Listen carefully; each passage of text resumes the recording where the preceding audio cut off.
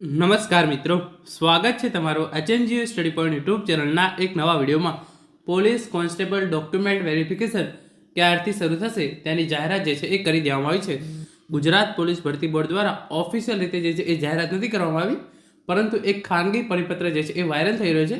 એની અંદર ડોક્યુમેન્ટ વેરિફિકેશનની તારીખો જે છે એ દર્શાવેલી છે. તો આ જે છે એ ખાનગી પરિપત્ર છે, એટલે હું આખું પરિપત્ર તો તમને અહીંયા નહીં બતાવું, પરંતુ એની તારીખો, એના કયા કયા સ્થળો પર જે છે એ ડોક્યુમેન્ટ વેરિફિકેશન થનાર છે એની સંપૂર્ણ માહિતી, પછી કયા કયા જિલ્લાની અંદર ડોક્યુમેન્ટ વેરિફિકેશન માટેના કેન્દ્રો આપવામાં આવેલા છે એ, અને ડોક્યુમેન્ટ વેરિફિકેશન માટે કયા કયા ડોક્યુમેન્ટ જોઈશે એની સંપૂર્ણ માહિતી આપણે આજના આ વિડીયોની અંદર જોવાના છીએ.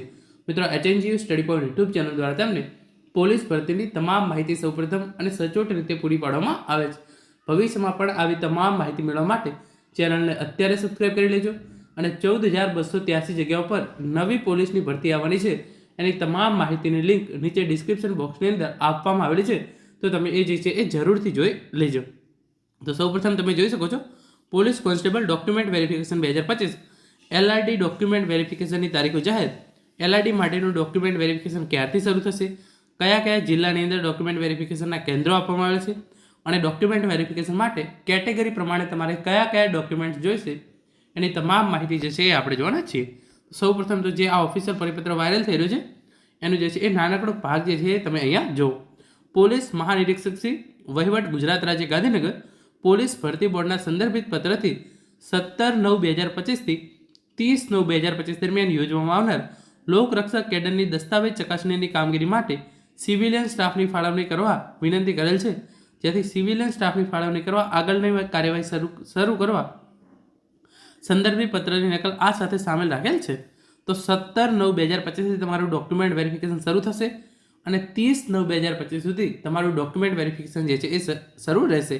તો 13 થી 14 દિવસોની અંદર ગુજરાત પોલીસ ભરતી બોર્ડ દ્વારા 22,000 કરતાં પણ વધારે ઉમેદવારોનું જે છે એ ડોક્યુમેન્ટ વેરિફિકેશનની કામગીરી જે છે એ કરવામાં આવશે. તો જે પણ ઉમેદવારો ડોક્યુમેન્ટ વેરિફિકેશન લિસ્ટની અંદર આવે છે એમના માટેનું જે ડોક્યુમેન્ટ વેરિફિકેશન છે એ 17/9/2025 થી 30/9/2025 દરમિયાન જે છે એ યોજવામાં આવશે. અને કયા કયા સ્થળો માટે આવશે તો તમે જોઈ શકો છો. ચલો, આજે જ આવી ગઈ છે એલઆરડી અપડેટ. એલઆરડીનું ડોક્યુમેન્ટ વેરિફિકેશન 17/9/2025 થી ચાલુ થશે. દસ્તાવેજ ચકાસણી માટે અમદાવાદ, ગાંધીનગર, સુરેન્દ્રનગર, રાજકોટ અને વડોદરા આ 5 કેન્દ્રો જે છે એ ફાળવેલા છે. એના માટેના સ્થળો છે એ પણ આવી ગયા છે, પરંતુ સ્થળો જે છે એ આપણે ગુજરાત પોલીસ ભરતી બોર્ડ દ્વારા ઓફિશિયલ રીતે વેબસાઇટ ઉપર જાહેર કરવામાં આવે ત્યારે જોઈશું. પરંતુ અત્યારે અમદાવાદ, ગાંધીનગર, સુરેન્દ્ર, રાજકોટ અને વડોદરા આ 5 જિલ્લાઓ ખાતે જે છે એ કેન્દ્રો ફાળવેલા છે. એ કેન્દ્રોની માહિતી પણ હું તમને જે છે એ 1-2 દિવસ પછી જ્યારે ગુજરાત પોલીસ ભરતી બોર્ડ દ્વારા ઓફિશિયલ રીતે જાહેર કરવામાં આવે ત્યારે જે છે એ તમને હું આપી દઈશ. એના પછી તમારે કયા કયા ડોક્યુમેન્ટ જોઈશે તો તમે એ જોઈ શકો છો. અનુસૂચિત જનજાતિના પ્રમાણપત્ર ખરાઈ સંદર્ભે રજૂ કરવાના પુરાપત્ર. પહેલાં આપણે જે છે એ એસટી કેટેગરી માટે જોઈએ, એના પછી એસસી માટે, અને છેલ્લે એસસીબીસી કે જે ઉમેદવારો ઓબીસી કેટેગરીની અંદર આવે છે એમને કયા કયા ડોક્યુમેન્ટ જોઈશે એ તમામની માહિતી જે છે એ આપણે જોવાના છીએ. તો સૌપ્રથમ ઉમેદવારોએ શાળા છોડ્યા પ્રમાણપત્રની નકલ, એલસી, ધોરણ 1માં જે શાળામાં દાખલ થયા હોય તે શાળામાં વયપત્રકનો ઉતારો, પેટા જાતિ લખવી, શાળાના આચાર્યશ્રીની પ્રમાણિત કરેલ નકલ અસલમાં રજૂ કરવું. પછી ઉમેદવારના જાતિના પ્રમાણપત્રો જેટલા મેળવેલા હોય તે તમામ, અને તે જે કચેરીથી ઇસ્યુ થયેલ હોય તે કચેરીની ખરાઈ. ઉમેદવારના પિતાના શાળા છોડવાના પ્રમાણપત્રની નકલ જો હોય તો. પછી જે છે એ તમે જોઈ શકો છો આ તમામ ડોક્યુમેન્ટ્સ બીજા તમારે જોઈશે. ઉમેદવારના પિતા ધોરણ 1માં જે શાળામાં દાખલ થયા હોય તે શાળાનો વયપત્રકનો ઉતારો. પછી અભણ હોય તો પેઢીનામું, પિતાના ભાઈ બહેન અથવા જો શાળામાં દાખલ થયેલો હોય તો આ સાથે નિયત નમૂનાનો જે છે એ વયપત્રકનો ઉતારો તમારે જે છે એ રજૂ કરવાનો રહેશે. એના પછી ઉમેદવારના પિતાનું જાતિ પ્રમાણપત્ર, ઉમેદવારનું પેઢીનામું, પિતાના પરદાદાથી શરૂ કરી માતા તથા બહેનોના નામ સહિત ઉમેદવારોના નામ સુધી અસલમાં રજૂ કરવું.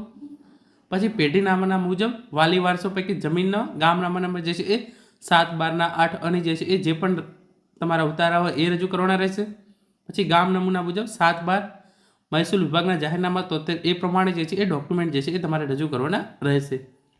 પછી આગળ આપણે વાત કરીએ તો અનુસૂચિત જાતિના ઉમેદવારોએ એલસી, પછી જે છે એ ઉમેદવારના પિતાનું એલસી, પછી ઉમેદવારોના ભાઈ બહેનનું જે છે એ એલસી, અનુસૂચિત જાતિ કલ્યાણ ખાતાના સમક્ષ અધિકારી પાસેથી મેળવેલ ઉમેદવારોનું અનુસૂચિત જાતિનું પેટા જ્ઞાતિનું સ્પષ્ટતાવાળું અસલ જાતિ પ્રમાણપત્ર, ઉમેદવારના પિતાનું જે છે એ અનુસૂચિત જાતિનું જે છે એ જાતિનો દાખલો, ઉમેદવારના ભાઈ બહેનનું જે છે એ જાતિનો દાખલો, પછી આ જે છે એ તમામ ડોક્યુમેન્ટ્સ જે છે એ તમારે લાવવાના થશે. તો તમારે જે છે એ રેશન કાર્ડની નકલ, પછી જે શાળા છોડે હોય છોડાના પ્રમાણપત્રો ડુપ્લિકેટ મેળવેલ હોય તો નિયત નમૂનામાં પ્રાથમિક શાળાનું વયપત્રકનો ઉતારો રજૂ કરો. તો આ રીતે તમારે આટલા ડોક્યુમેન્ટની જરૂર જે છે એ જો તમે SC કેટેગરીમાંથી આવતા હોય તો જરૂર પડશે. જે આખી PDF છે હું ટેલિગ્રામ ચેનલની અંદર મૂકી દઈશ. તો ટેલિગ્રામ ચેનલની લિંક છે એ નીચે ડિસ્ક્રિપ્શન બોક્સની અંદર આપવામાં આવેલી છે.